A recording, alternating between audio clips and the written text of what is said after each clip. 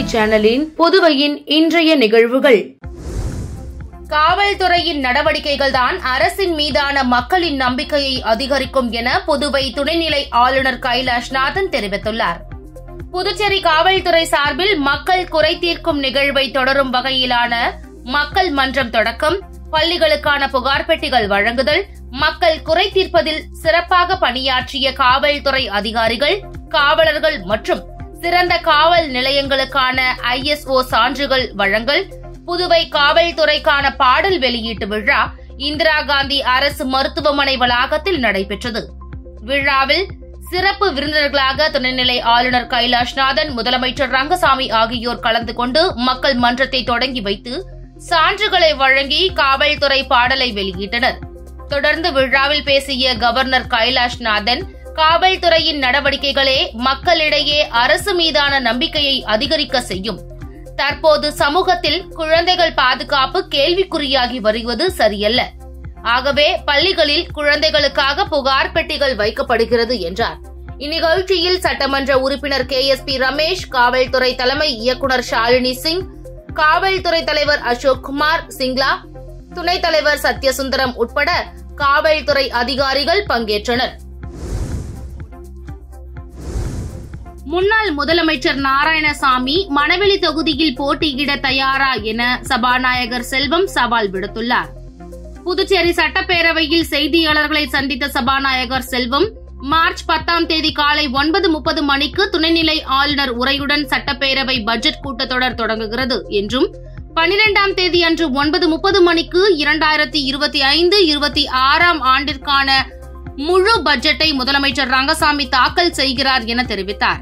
மேலும் பேசிய சபாநாயகர் செல்வம், சமீபத்தில் சபாநாயகர் டெபாசிட் இழப்பார் என முன்னாள் முதலமைச்சர் நாராயணசாமி கருத்து தெரிவித்துள்ள நிலையில் அவரது சொந்த ஊரான மணவெளி தொகுதியில் போட்டியிட தயாரா என சபாநாயகர் செல்வம் சவால் விடுத்துள்ளார். அப்படி போட்டியிட்டால் டெபாசிட் இழப்பார் என கூறினார். மேலும் இந்த முழு பட்ஜெட்டில் மக்களை கவரும் வகையில் பல்வேறு அறிவிப்புகள் இடம்பெறும் என்று எதிர்பார்க்கப்படுகிறது. சட்டசபை தேர்தலை கருத்தில் கொண்டு சலுகைகளுடன் கூடிய பட்ஜெட் தயாரிக்குமாறு அரசு அதிகாரிகளுக்கு பல்வேறு வழிகாட்டுதல்களை முதலமைச்சர் ரங்கசாமி தெரிவித்துள்ளார். புதுச்சேரி வேதபுரீஸ்வரர் மற்றும் வரதராஜ பெருமாள் கோவிலில் உண்டியல் சேவையை அமைச்சர் லட்சுமி நாராயணன் தொடங்கி வைத்தார். புதுச்சேரியில் பிரசித்தி பெற்ற ஸ்ரீ திரிபுர சுந்தரி சமேத வேதபுரீஸ்வரர் கோவில் மற்றும் ஸ்ரீ பெருந்தேவி தாயார் சமேத வரதராஜ பெருமாள் கோவிலில் இந்தியன் ஓவர்சீஸ் வங்கி சார்பில் உண்டியல் சேவை துவக்க விழா நடந்தது. வரதராஜ பெருமாள் கோவிலில் நடந்த நிகழ்ச்சியில் பொதுப்பணித்துறை அமைச்சர் லட்சுமி நாராயணன் உண்டியல் சேவையை துவக்கி வைத்தார். கூட்ட நெரிசல் காலத்தில் பக்தர்கள் தங்களது காணிக்கையை வழக்கமான உண்டியலில் செலுத்துவதற்கு சிரமம் ஏற்படுவதால் தற்போது இந்தியன் ஓவர்சீஸ் வங்கி சார்பில் ஆலய வளாகத்தில் 8 உண்டியல் வைக்கப்பட்டுள்ளது. வங்கியின் புதுச்சேரி மண்டல அலுவலக முதன்மை மேலாளர் ரவிசங்கர் சாஹூ, உதவி பொது மேலாளர் எபினேசர் சோபியா, புதுச்சேரி பிரதான கிளை சீனியர் மேலாளர் இளவழகன், கோவில் நிர்வாக அதிகாரி சீனிவாசன் உட்பட பலர் கலந்து கொண்டனர். கவுரன் ஏரோ பைலட் அகாடமியின் தலைமை அலுவலக தொடக்க விழாவில் பங்கேற்க புதுச்சேரி முதல்வர் ரங்கசாமி மற்றும் அமைச்சர்களை சந்தித்து நிர்வாகிகள் இன்று அழைப்பு விடுத்தனர். கவுரன் ஏரோ பைலட் அகாடமியின் தலைமை அலுவலகம் புதுச்சேரியில் வரும் மார்ச் 2ஆம் தேதி தொடங்கப்பட உள்ளது. இந்த தொடக்க விழாவில் கலந்து கொள்ள புதுச்சேரி முதல்வர் ரங்கசாமியை இன்று சட்டப்பேரவையில் நிர்வாகிகள் அழைப்பு விடுத்தனர். மேலும் கல்வித்துறை அமைச்சர் நமச்சிவாயம் மற்றும் ஏனைய அமைச்சர்களையும் சந்தித்து நிர்வாகிகள் அழைப்பு விடுத்தனர். இந்த சந்திப்பின் போது கவுரன் ஏரோ பைலட் அகாடமியின் சேர்மன் சந்திரபோஸ், துணை சேர்மன் அப்பண்டராஜ், இயக்குநர் விஜய் ஆனந்த் ஆகியோர் கலந்து கொண்டனர். சிவப்பு மற்றும் மஞ்சள் குடும்ப அட்டைகள் திமுக கழக துணை அமைப்பாளர் அனிபால் கென்னடி, திமுக கொறடா அவர்கள் வழங்கினார். புதுச்சேரி உப்பளம் தொகுதிக்குட்பட்ட பகுதியில் உள்ள ஏழை எளிய மக்களுக்கு திமுக கழக துணை அமைப்பாளர் உப்பளம் தொகுதி சட்டமன்ற அனிபால் கென்னடி அவர்கள் விண்ணப்பித்த பயனாளிகளுக்கு சிவப்பு மற்றும் மஞ்சள் குடும்ப அட்டைகளை வழங்கினார். இதற்காக கடுமையாக முயற்சிகள் மேற்கொண்டு அதிகாரிகளை தொடர்ச்சியாக சந்தித்து பேசி ஏழை எளிய மக்களுக்கு பரிந்துரை செய்து வந்தார். இதுவரை 600க்கும் மேற்பட்ட குடும்ப அட்டைகளை சட்டமன்ற உறுப்பினர் அனிபால் கென்னடி அவர்கள் மக்களுக்கு பெற்றுத்தந்து சாதனை செய்துள்ளார். மகிழ்ச்சி அடைந்த மக்கள் சட்டமன்ற உறுப்பினருக்கு நன்றிகளை தெரிவித்துக் கொண்டனர். சிவப்பு அட்டையை பெற்றுக் கொண்டவர்கள் உடனடியாக மருத்துவ காப்பீடு திட்டம் பதிந்து பயன்பெறுங்கள் என்று கேட்டுக் கொண்டார். உடன் தொகுதி செயலாளர் சக்திவேல், மாநில மீனவர் அணி அமைப்பாளர் கோதாண்டம், கிளை செயலாளர்கள் கோபி, ராகேஷ் ஆகியோர் உடனிருந்தனர். தமிழக முன்னாள் முதல்வர் ஜெயலலிதாவின் 77வது பிறந்தநாள் விழாவை ஒட்டி கண்டமங்கலம் தெற்கு ஒன்றிய அதிமுக சார்பில் பாக்கம் கிராமத்தில் விழுப்புரம் மாவட்ட அதிமுக செயலாளர் CV சண்முகம் MP நலத்திட்ட உதவிகளை வழங்கினார். கண்டமங்கலம் தெற்கு ஒன்றிய அதிமுக சார்பில் தமிழக முன்னாள் முதல்வர் ஜெயலலிதாவின் 77வது பிறந்தநாள் விழாவை முன்னிட்டு நலத்திட்ட உதவிகள் வழங்கும் விழா கண்டமங்கலம் தெற்கு ஒன்றியத்திற்கு உட்பட்ட பாக்கம் கிராமத்தில் இன்று நடைபெற்றது. விழாவிற்கு தெற்கு ஒன்றிய செயலாளர் மிட்டா மண்டகப்பட்டு கே. ராமதாஸ் தலைமை தாங்கினார். வானூர் தொகுதி MLA M. சக்கரபாணி, பாக்கம் ஊராட்சி மன்ற தலைவர் கல்யாணி வேலு, முன்னாள் ஒன்றிய கவுன்சிலர் சாந்தி ராமச்சந்திரன், பொதுக்குழு உறுப்பினர் கௌரி பாலகிருஷ்ணன், மாவட்ட கவுன்சிலர் நித்ய கல்யாணி, ராமமூர்த்தி ஆகியோர் முன்னிலை வகித்தனர். ஒன்றிய அவைத்தலைவர் ஏழுமலை வரவேற்றார். விழுப்புரம் மாவட்ட அதிமுக செயலாளரும் முன்னாள் அமைச்சருமான CV சண்முகம் MP ஏழை எளியோர் 500 பேருக்கு நலத்திட்ட உதவிகளை வழங்கி சிறப்புரையாற்றினார். இந்நிகழ்ச்சியில் மாவட்ட இளைஞரணி துணை செயலாளர்கள் PS வேலு உட்பட பலர் கலந்து கொண்டனர். புதுச்சேரியில் போலி ஆன்லைன் பங்கு சந்தை செயலி மூலம் இழந்த ரூபாய் 75 லட்சம் பணத்தை சைபர் கிரைம் போலீசார் மீட்டு ஒப்படைத்தனர். புதுச்சேரியை சேர்ந்த தொழிலதிபர் ஒருவர் ஆன்லைன் மூலம் பங்கு சந்தை வர்த்தகம் செய்வதாக வந்த தகவலை நம்பி ரூபாய் 1 கோடி முதலீடு செய்தார். ஆனால் குறிப்பிட்டபடி லாபம் வரவில்லை. முதலீடு செய்த பணத்தையும் எடுக்க முடியாமல் அந்த தொழிலதிபர் ஏமாற்றப்பட்டார்.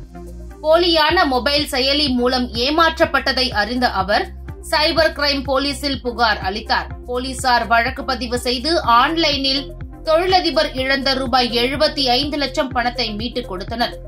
இன்ஸ்பெக்டர் தியாகராஜன், கீர்த்தி மற்றும் காவலர் ஜலாலுதீன் ஆகியோருக்கு தொழிலதிபர் நன்றி தெரிவித்தார். பகுதி நேர வேலையாக ஆன்லைனில் பணம் சம்பாதிக்கலாம் என கூறி புதுச்சேரி பெண்ணிடம் ரூபாய் 4,41,000 மோசடி கும்பல் ஏமாற்றியுள்ளது. புதுச்சேரி கொசப்பாளையம் பகுதியை சேர்ந்தவர் செண்பகவல்லி. இவரை டெலிகிராம் மூலம் தொடர்பு கொண்ட மர்ம நபர் வீட்டில் இருந்தபடி பகுதி நேர வேலையாக ஆன்லைனில் பணம் சம்பாதிக்கலாம் என கூறியுள்ளார். அதனை நம்பிய செண்பகவல்லி மர்ம நபர் கூறியபடி ரூபாய் 4,41,000 ஆன்லைனில் செலுத்தி அவருக்கு கொடுக்கப்பட்ட பணிகளை செய்து வந்தார். அதன் மூலம் வந்த பணத்தை எடுக்க முயன்றபோது முடியவில்லை. மேலும் மர்ம நபரையும் தொடர்பு கொள்ள முடியவில்லை. அதன் பிறகே மோசடி கும்பலிடம் பணத்தை இழந்தது தெரிய வந்தது. இதேபோல் லாஸ்பேட்டை ஜவஹர்லால் 65,000, முத்திரையர்பாளையம் வசுமதி 18,000, கம்பளிக்காரன் குப்பம் மணிமேகலை 20,200 இழந்துள்ளனர். காலாப்பட்டு பகுதியை சேர்ந்த மணிபாரதி என்பவர் தொடர்பு கொண்ட மர்ம நபர் அமெரிக்காவில் இருந்து உறவினர் பேசுவதாகவும் தனக்கு அவசரமாக பணம் தேவைப்படுவதாகவும் கூறியுள்ளார். இதனை நம்பிய மணிபாரதி அவருக்கு 60,000 அனுப்பி ஏமாந்தார். வெங்கடா நகர் பூஜா அசோகன் என்பவர் ஆன்லைனில் துணி ஆர்டர் செய்து ரூபாய் 1,500 இழந்துள்ளார். இதேபோல் மொத்தம் 6 பேர் ஆன்லைன் மோசடி கும்பலிடம் 6,05,700 ஏமாந்துள்ளனர். இதுகுறித்த புகார்களின் பேரில் சைபர் கிரைம் போலீசார் வழக்கு பதிந்து விசாரித்து வருகின்றனர். அரியாங்குப்பம் வட்டார வளர்ச்சி அலுவலகம் சார்பில் நடைபெற்ற பாலின விழிப்புணர்வு பிரச்சார நிகழ்ச்சியில் அனைத்து துறைகளிலும் பெண்கள் வளர்ச்சி அடைந்ததாக காவல் கண்காணிப்பாளர் பாஸ்கரன் பெருமிதமாக தெரிவித்துள்ளார். புதுவை மாநிலம் ஏம்பலம் தனியார் திருமண மண்டபத்தில் அரியாங்குப்பம் வட்டார வளர்ச்சி அலுவலகம் மூலம் வட்டார அளவிலான மகளிர் கூட்டமைப்பினர் நடத்தும் பாலின விழிப்புணர்வு பிரச்சாரம் 3.0 நடைபெற்றது. இந்நிகழ்ச்சிக்கு வந்த அனைவரையும் வட்டார வளர்ச்சி அதிகாரி கார்த்திகேயன் வரவேற்று பேசினார். சிறப்பு அழைப்பாளர்களாக ஏம்பலம் சட்டமன்ற உறுப்பினர் லட்சுமிகாந்தன், மாவட்ட ஊரக வளர்ச்சி முகமை திட்ட அதிகாரி தயானந்தா டெண்டுல்கர், சைபர் கிரைம் காவல்துறை கண்காணிப்பாளர் பாஸ்கரன், மகளிர் மற்றும் குழந்தைகள் மேம்பாட்டுத்துறை பாலின நிபுணர் முருகன், வழக்கறிஞர் ரம்யா, சசிபாலன் ஆகியோர் கலந்து கொண்டு சிறப்புரையாற்றினார்கள். முன்னதாக பாலின விழிப்புணர்வு ஊர்வலம் மற்றும் பாலின வன்முறைக்கு எதிரான நாடகம் ஆகியன நடைபெற்றது. நடனம் நாடகத்தில் பங்கேற்ற மாணவிகளுக்கு நினைவு பரிசுகள் மற்றும் சான்றிதழ் வழங்கப்பட்டது. நிகழ்ச்சியில் கல்லூரி மாணவிகள் மற்றும் மகளிர் கூட்டமைப்பினர் உள்ளிட்ட 200க்கும் மேற்பட்ட பெண்கள் கலந்து கொண்டனர். இறுதியாக இணை வட்டார வளர்ச்சி அதிகாரி கார்த்திகேயன் நன்றி கூறினார். சர்க்கிள் டி பாண்டிச்சேரி பிரெஞ்ச் கிளப் சார்பில் நடைபெற்ற பெத்தாங் போட்டியில் வெற்றி பெற்றவர்களுக்கு வழக்கறிஞர் ராம் முனுசாமி பரிசுகள் வழங்கி பாராட்டினார். புதுச்சேரியில் உள்ள 200 ஆண்டுகள் பழமையான சர்க்கிள் டி பாண்டிச்சேரி பிரெஞ்ச் கிளப்பில் பிரான்ஸ் நாட்டின் பாரம்பரிய விளையாட்டான பெத்தாங் போட்டி நடைபெற்றது. இப்போட்டியில் புதுச்சேரி மற்றும் பிரான்ஸ் நாட்டை சேர்ந்தவர்கள் 16 அணியாக கலந்து கொண்டனர். நாக் அவுட் முறையில் போட்டிகள் நடத்தப்பட்டது. இறுதிப் போட்டியில் எஸ்கே அணியும் TM அணியும் மோதின. இதில் எஸ்கே அணி 13 புள்ளிகள் எடுத்து வெற்றி பெற்றது.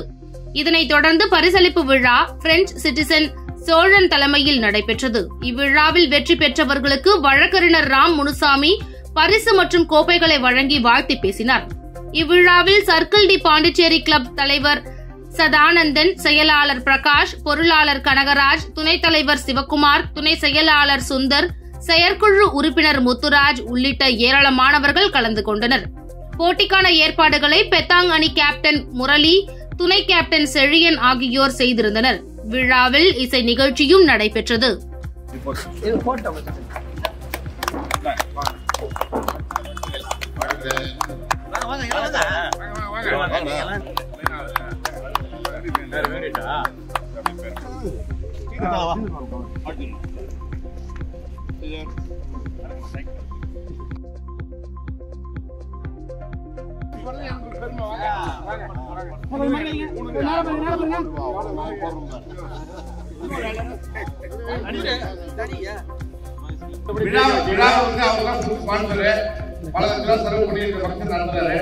இருந்தாலும் ஒரு பர்சன்ட் கூட யாருமே அவருக்கு சாதகமா இருக்கல. அவர் நல்லா விளையாடி நியாயமா விளையாடி முதல் பரிசு அவரே வாங்குறாரு.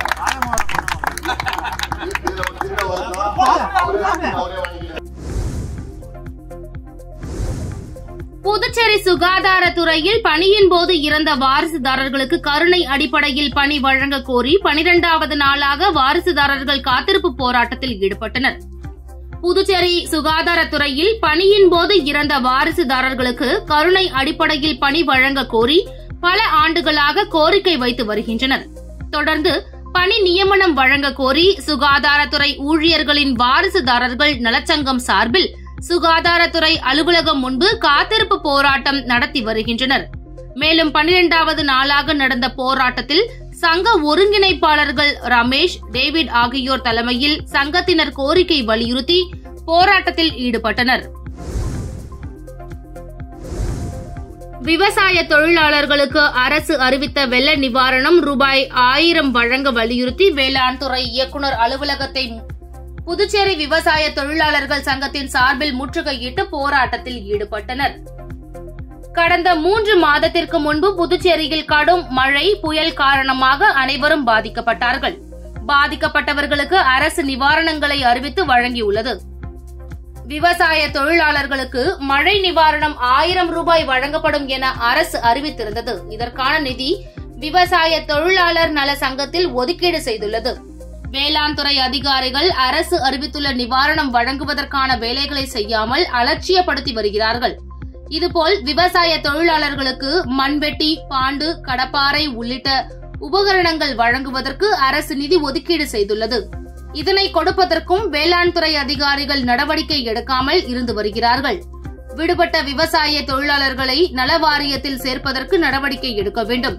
நலச்சங்கத்தில் உறுப்பினர்களாக உள்ளவர்கள் இறக்க நேரிட்டால் இறந்தவர்கள் குடும்பத்திற்கு 10 லட்சம் நிவாரணம் வழங்க வேண்டும். இக்கோரிக்கைகளை வலியுறுத்தி விவசாய தொழிலாளர் சங்கத்தின் சார்பில் வேளாண் துறை அலுவலகத்தை முற்றுகையிட்டு போராட்டம் நடைபெற்றது. முற்றுகை போராட்டத்தின் போது வேளாண் துறை இயக்குநரோடு நடந்த பேச்சுவார்த்தையில் மழை நிவாரணம் மற்றும் வேளாண் உபகரணங்கள் மார்ச் 31ஆம் தேதிக்குள் வழங்கப்படும் என உறுதியளித்தார். போராட்டத்தில் ஏராளமான விவசாயிகள் கலந்து கொண்டனர்.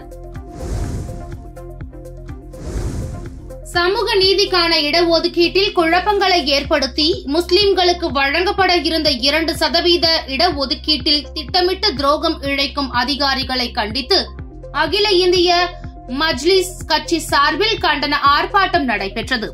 சமூக நீதிக்கான இடஒதுக்கீட்டில் குழப்பங்களை ஏற்படுத்தி முஸ்லிம்களுக்கு வழங்கப்பட இருந்த 2% இடஒதுக்கீட்டில் திட்டமிட்ட துரோகம் இழைக்கும் அதிகாரிகளை கண்டித்தும் ஒன்றிய பாஜக அரசு கொண்டு வந்த சட்டத்தை திரும்பப் பெற வலியுறுத்தியும் அண்ணா சிலை அருகே அகில இந்திய மஜ்லிஸ் கட்சியின் சார்பில் கண்டன ஆர்ப்பாட்டம் நடைபெற்றது.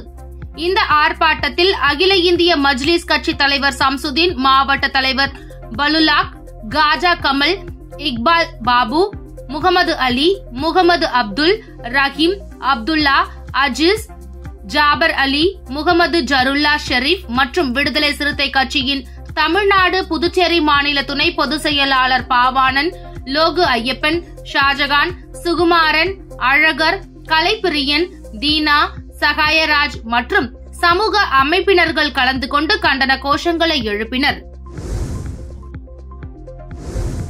திருநள்ளாறு கோவில் நகர வர்த்தகர்கள் மற்றும் வியாபாரிகள் நலசங்கம் சார்பில் நடைபெற்ற இலவச மருத்துவ முகாமில் 500க்கும் மேற்பட்டோர் கலந்து கொண்டு பயன்பெற்றனர்.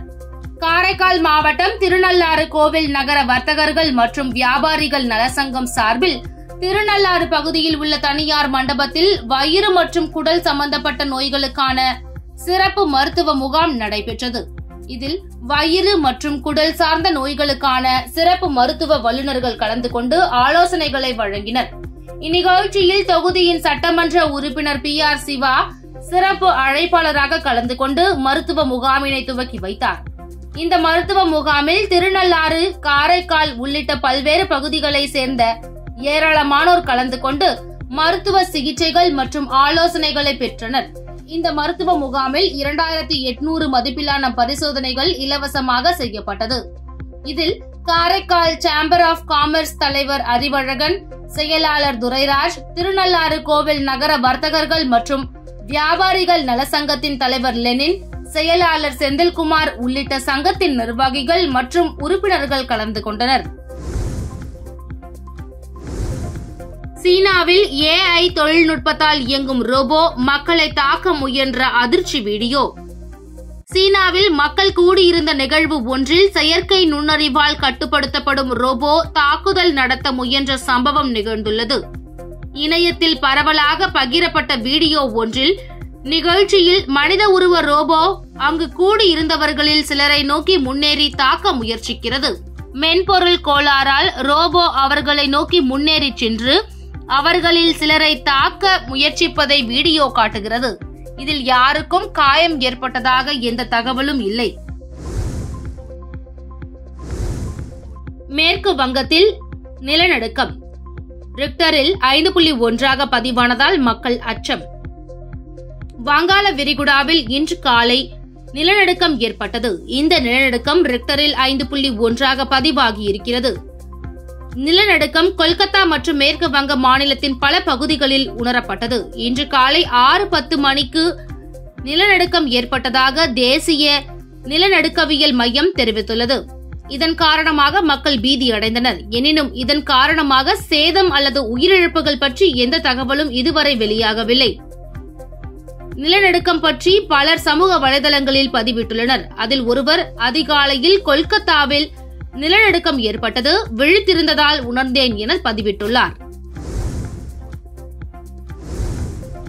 2025 IPL தொடரில் எடை குறைந்த பேட்டை பயன்படுத்த MS தோனி திட்டம். 18வது IPL 20 ஓவர் கிரிக்கெட் போட்டி மார்ச் 22ஆம் தேதி தொடங்கி மே 25ஆம் தேதி வரை நடக்கிறது.